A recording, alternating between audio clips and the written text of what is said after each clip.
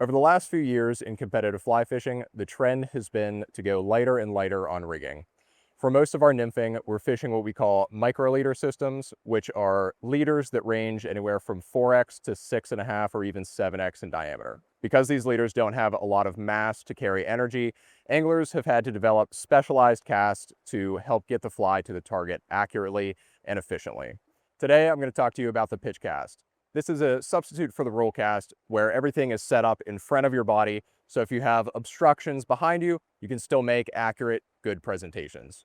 The pitch cast is very similar to throwing a jig on a bass rod where you rely on the weight of the fly to pull that leader towards the target. The pitch cast can start two ways, with the fly in your hand or by pulling the fly out of the water at the end of a drift. If we're starting in our hand, it's going to look something like this, with that fly starting pretty close to the reel face, the rod kind of horizontal out in front of us, and then we're just going to drop it and let it swing outward. The key to this cast is the timing of that little raise and flick on the end. You want to raise in time to keep that fly from hitting the water surface, and you want to make that little flick just as the fly is going along the bottom of the pendulum and has more outward momentum than upward momentum. If you wait a little bit too long, then you're going to end up bringing that fly straight up above you because it has too much upward momentum. And if you do it too soon, you're going to end up hitting that fly on the water and having it not go anywhere. Not only is the pitch cast great for when you can't get a back cast behind yourself, it also really helps with accuracy in tight places. I'm using this cast because I can easily measure where my fly is going to go, pull it back a little bit if I see it's going to go too far into the brush, and I don't have to deal with a cast flying up and over my rod tip that could easily get tangled in trees. So the pitch cast is great for heavier flies, but when you have to fish lighter, like we often do, then you need to modify it a little bit more. This is when I would use what I call the water-loaded pitch cast.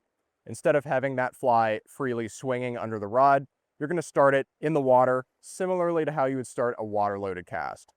Now, unlike a standard water-loaded cast, you're not going to set this fly up downstream of you. You're going to set it up right in front of yourself or off to the side a foot or two. This is going to allow you to make this cast without having to get into whatever brush or rocks might be behind you. When I go to make this cast, it's going to be a similar motion to the regular pitch cast, except I'm going to add a little bit more of a wrist flick and engage that rod tip a little bit more.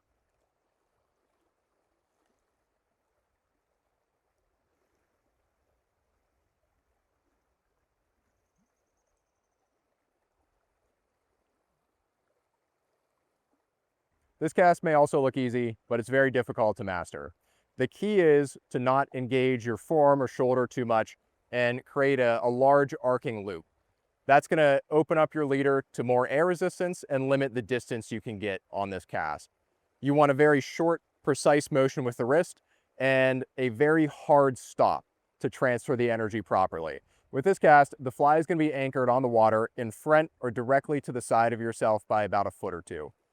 We want to start with the rod horizontal or even pointing down a little bit towards the water. Because this cast relies a lot on the rod tip instead of the back end of the rod, it requires a rod with a very fast, flexible tip. I'm using a Solderini rod here with a solid tip that offers a little bit better recovery and flexibility.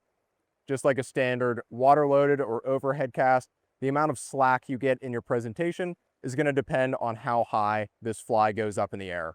The higher you start your rod tip, the higher that fly is going to go. But because we're working with a short amount of line, you're not going to be able to get too much distance. That's why I like to start it around horizontal or maybe a little bit higher or lower.